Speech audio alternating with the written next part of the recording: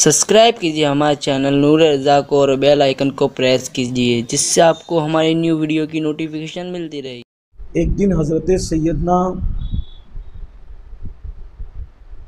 मूसा अलैहिस्सलाम ने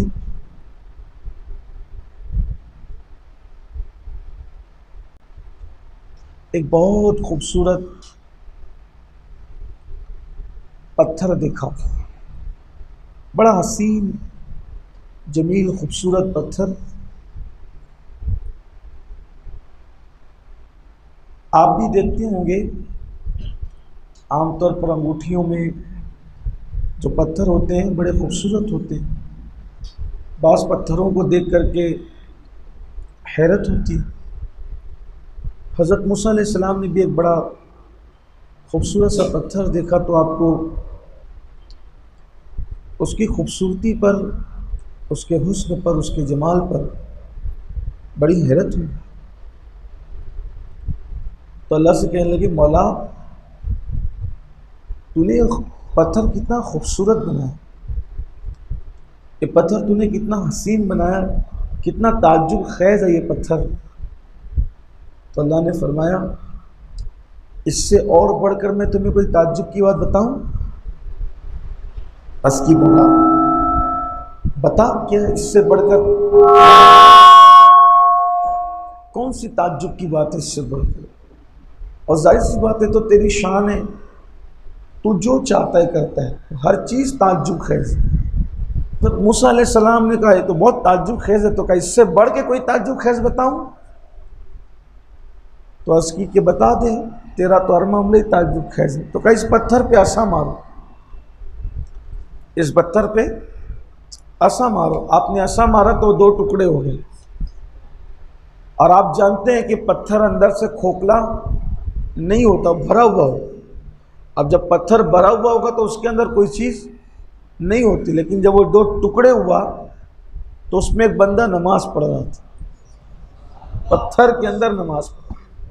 अल्लाह की शान, मेरे अल्लाह की शान है, वो पत्थर के अंदर इंसान नमाज पढ़े। अब पत्थर में इंसान होना ही ताज्जुब खेज़ है, इसलिए कि सांस के बगैर आदमी जिएगा कैसे? थोड़े से पंखे बंद हो जाए गर्मी के मौसम में तो हमें घबराहट होने लगती है ना, बेचैनी होने लगती। लोग इधर उधर होंगे, इधर उधर देखेंगे, तकरीर में जी नहीं लगेगा, नमाज में जी नहीं लगेगा, हवा बंद हो जाए तो। और वहाँ तो हवा जाने का कोई रास्ता ही नहीं, और एक आदमी नमाज पढ़ रहा है। कहा ये तो और ताज्जुब खेज़ है। तो कहा अब इससे बात करो, ये और ताज्जुब खेज़ है। वहाँ क्या देखा कि उसी में एक पानी की नहर भी चल रही है, उसी पत्थर में, और एक दरख्त भी खजूर का उगा हुआ। हमारे बुजुर्गों ने अपनी किताबों में लिखा, उसने सलाम किया हज़रत मूसा अलैहिस्सलाम को, अपनी नमाज से फारिग होकर सलाम किया। आपने जवाब दिया, कहा कि कौन हो तुम? और कहा कि मैं फ़लाँ नबी का उम्मती हूँ। इस पत्थर में कब से हो? तो कई 100 साल से। सदियाँ बीत गई, सदियाँ बीत गई, उस दौर से इस पत्थर में हूँ। तो कहा इस पत्थर में कैसे हो? तो कहा इबादत का बड़ा शौक़ था, तो अल्लाह से कहा कि अल्लाह ऐसी जगह पहुँचा दे कि मैं मरूँ नहीं और तेरी इबादत ही करता रहूँ। का इबादत करता हूँ और ये जो चश्मा बह रहा है इससे पानी पी लेता हूँ, पेट भर जाता है, और ये खजूरें खा लेता हूँ तो फिर खाने की आदत ही नहीं होती, और इबादत में मस्त हूँ अपनी। तो आपको बड़ा रश क्या है कि भाई सदियों से इबादत में है, अल्लाह की इबादत में मसरूफ़ है। तो अल्लाह से कहा मौला ये तो बड़ा खुशनसीब है, ये बड़ा खुशनसीब है, सदियों से इबादत में है। अल्लाह फरमाता है और ताज्जुब खेज़ बताऊँ? का मौला बता। का आप जब दुनिया से चले जाएंगे तो और अंबिया आएंगे, और सबसे आखिरी में मेरा महबूब आएगा, सबसे आखिर में मेरा महबूब आएगा। उसका नाम ज़मीन पे मोहम्मद होगा, आसमानों में अहमद होगा। उसे एक उम्मत अता करूँगा और उसको माह शाबान अता करूँगा, और माह शाबान में उनको एक रात लैलतुल बरात अता करूँगा। जो उस रात में पूरी रात इबादत करेंगे, इससे ज्यादा सवाब उनको अता करूंगा।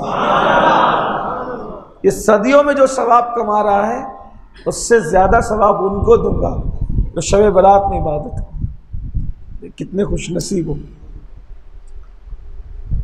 लेकिन अभी से प्लान सेट होगा बहुत सारे लोगों का कि रात में करना क्या है। कुछ लोगों ने वो नहा धो के सुरमा इत्र लगा कर कपड़े पहन के बाइक लेकर के घूमना ही होगा बस। कुछ लोगों ने पैदल घूमना होगा, कुछ कब्रिस्तान जाएंगे, फिर वापस घूमते फिरते आएंगे और आकर के सो जाएंगे, फजर भी नहीं पड़े, है ना, यही होगा। कुछ का हाल होगा कि वो कोई टिकिया खा रहा होगा, कोई कबाब खा रहा होगा, कोई कलेजी, कोई खीरी खा रहा होगा। ये सब हो रहा है, हंसने की बात नहीं है। अब थोड़ी देर गौर कीजिए कि एक ऐसी रात अल्लाह हमें दे रहा है कि अगर उसमें आप पूरी रात इबादत कर लें तो वो पत्थर में रह करके 100 सदियों के अंदर, कई 100 साल में उसने जो इबादत की है, अल्लाह उसकी इबादत के सवाब से बढ़कर हमें इबादत का सवाब दे। तो आप बताएं क्या क्या ये रात ज़ाय करने की रात? इबादत का मतलब सिर्फ ये नहीं है कि आप नमाज ही पढ़ें। नमाज पढ़िए, तिलावत कीजिए, दुरूद शरीफ पढ़िए। नहीं कुछ आता, हमें नहीं कुछ आता, सबसे बड़ी चीज़ आपको आती है कलमा तैयबा।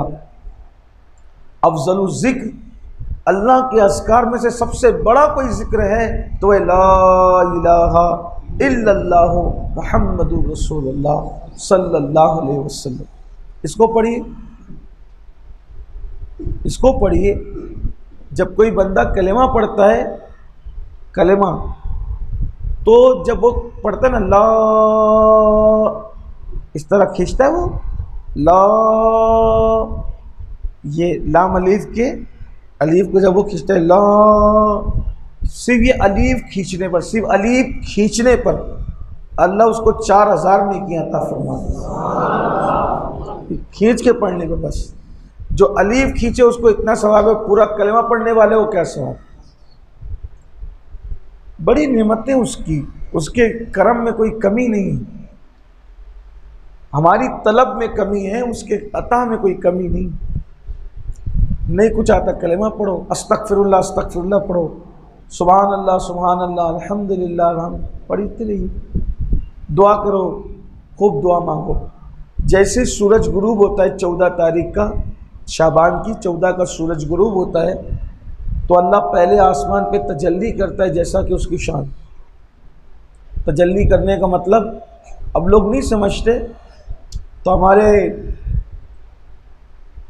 आम फहम जो समझाने वाले वैसा कहते हैं कि अल्लाह अपनी शान के मुताबिक पहले आसमान पे आता है। हालांकि वो आने जाने से, चलने फिरने से पाक है। वो इन लोग समझाने के लिए इसी बात करते हैं कि उसकी तजल्ली होती है, उसके नूर की तजल्ली होती है। और पहले आसमान पे नुज़ूल जलाल फरमाता है, तजल्ली फरमाता है, और फिर वो कहता है मेरे बंदो तुमको जो मांगना है मुझसे मांगो, मैं तुम्हें अता करूँगा। गुरूब आफ्ताब से लेकर फजर तक वो यही कहता रहता है कि मुझसे मांगो, क्या मांगते हो मैं तुम्हें दूंगा।